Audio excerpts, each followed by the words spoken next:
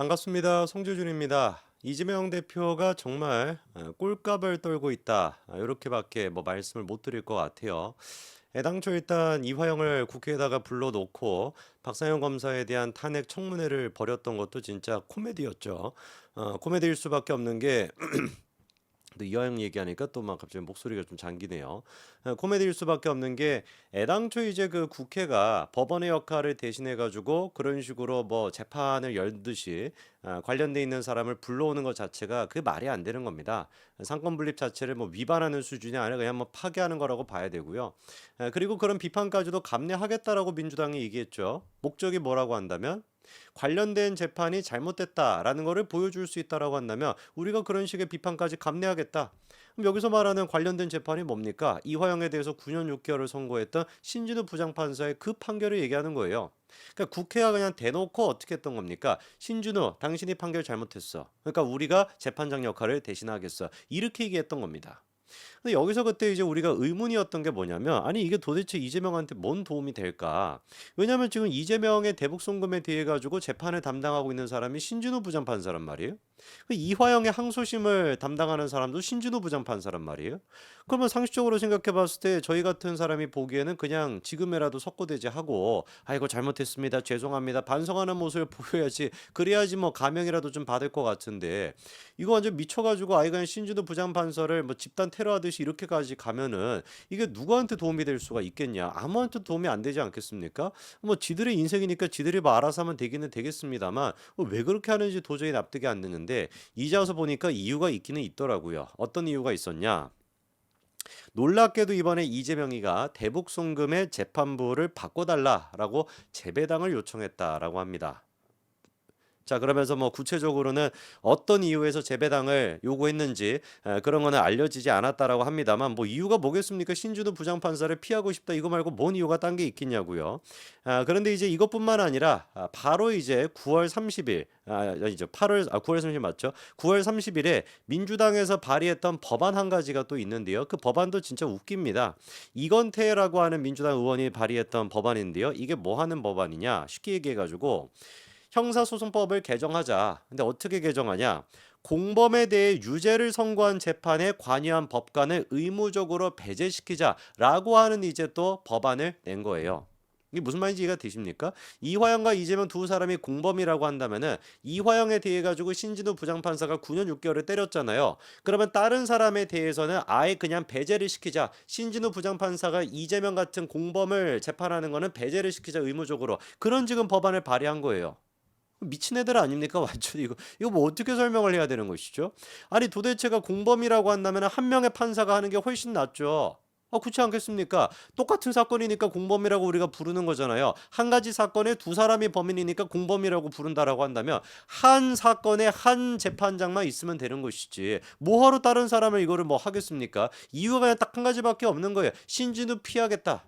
신진우 부장판사 피하게끔 만들겠다. 이거 하나만을 지금 생각해가지고 하는 겁니다. 그러니까 우리가 민주당 애들을 보면서 미친 것들이라고 하는 거예요. 국회의원으로서 법안을 발의하는 거, 형사소송법을 개정하는 그 문제조차도 모든 것들이 누구를 위해서 하는 거예요? 이재명을 위해서. 이게 지금 국회의원이 맞습니까? 이게 진짜 나라가 맞습니까? 말이 안 되는 거잖아요.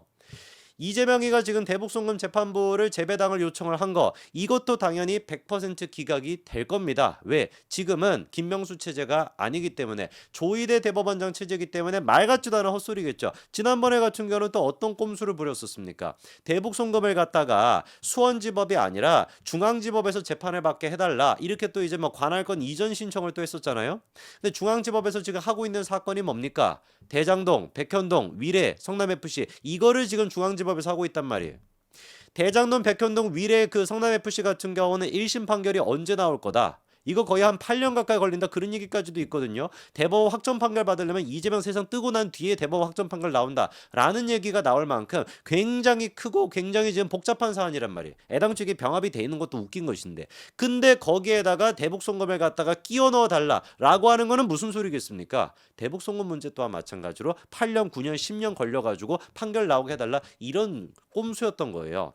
근데 그때 이제 대법원이 어떤 결정을 내렸습니까? 기각 결정을 내렸는데 이례 상대적으로 빠르게 7월 1일에 이재명이가 신청했는데 2주 만에 7월 15일에 그냥 기각 결정을 내려버렸습니다. 이게 지금 조희대 대법원장 체제의 모습인 거예요. 하물며 이번에 누가 보든지 간에 대북선거 이 문제를 신진우 부장판사를 피하게끔 해달라. 이거를 갖다가 법원이 받아줄 리가 있겠습니까? 택도 없죠. 그렇죠? 거꾸로 그냥 우리가 생각해보면 되는 거예요. 왜 이렇게까지 할까? 왜 이렇게까지 미친 사람처럼 저런 식으로 날뛰고 있을까? 그만큼이나 이재명이 생각하기에 민주당이 생각하기에 이게 유죄가 나올 거니까. 그렇지 않겠습니까? 무죄가 나온다라고 한다면 지들 얘기하는 것처럼 전현희 맨날 막 어느 막 방송에 튀어나와가지고 하는 얘기처럼 100% 무죄일 거라고 확신한다. 그 이죽거리를 왜 합니까? 그렇잖아요. 무죄가 확신이 된다라고 한다면 가만히 기다리고 있든지 아니면 그냥 빨리 좀 선고해달라라고 하든지 이래야 될 것인데 누가 보든지 간에 수단과 방법을 가리지 않고 진짜 막 불쌍할 지경이에요. 아무리 그래도 야당 대표나 되고 지금 175석이라고 하는 그 거대 야당의 대표라고 하는 인간이 이렇게나 막 무슨 막 지저분하게 막 꼼지락꼼지락거리면서 야 이것 좀 빼주면 안 돼, 이것 좀 늦춰주면 안... 이게 뭐 하는 짓입니까? 진짜 뭐 지난번에 대북 선거 문제를 중앙지법으로 보내달라라고 얘기했던 것도 코미디였고요. 이번에 아예 그냥 이건태가 법안을 그렇게 발의해가지고 공범에 대해서는 똑같은 판사가 못하게끔 하자라고 하는 법안도 코미디고요. 아예 그냥 대북 송금 재판부를 지금 재배당시켜달라라고 하는 것도 코미디고요. 그리고 또 신진우 부장판사의 판결을 이거를 믿을 수가 없다라 그래서 이화영을 국회에다가 불러놓고 지금 증인으로서 무슨 뭐 증언을 하게끔 만드는 것도 코미디고 4가지 5가지 모든 케이스가 뭐로 지금 귀결이 되고 있다. 이재명이 생각하기에도 이재명 본인 스스로가 100% 유죄를 확신하고 있구나. 이거 말고는 없는 겁니다. 그렇지 않겠습니까?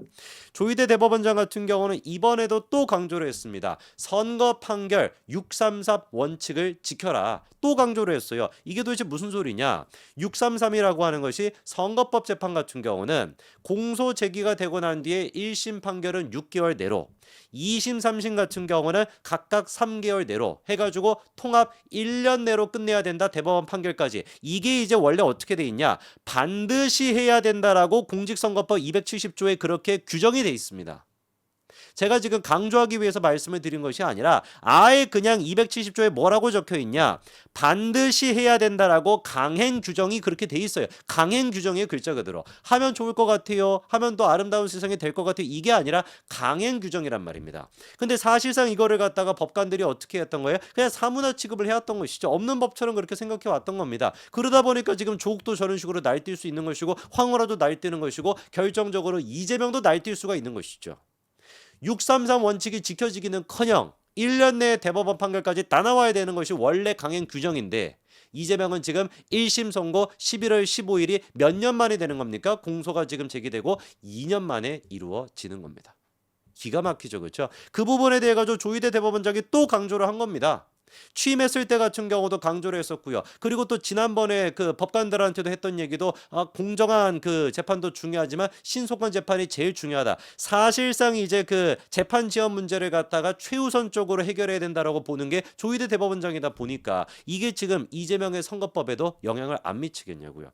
이게 지금 말만으로 하는 것이 아니라 실질적으로도 지금 법원 행정처가 권고문도 보내고 있고요. 아예 그냥 예시문까지 만들어가지고 선거 전담 재판부는 다른 재판 웬만하면 안 맞도록 그리고 이제 뭐 유죄 같은 거 막 형사 사건 같은 거 막 복잡한 거 이런 거 안 맞게끔 그런 식으로 지금 이제 막 하고 있다라는 거예요. 그렇게나 강력한 의지를 지금 보이고 있는 겁니다.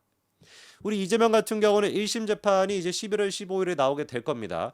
적어도 조희대 대법원장 체제 속에서 이재명의 선거법 이 문제만큼은 대선이 되기 전에 2026년도부터 사실상 뭐 대선 준비 막 시즌이 될 텐데 그 전에도 이 결과가 나오게 될 것이다. 그래서 이재명 대표 체제로 대선을 치르겠다라고 하는 민주당의 꿈은 그냥 개꿈도 아니고 이거는 그냥 망상에 불과하다. 선거 보존금 434억이나 어떻게 마련할지 그거나 고민하시기 바랍니다. 여기까지 말씀드리겠습니다. 감사합니다.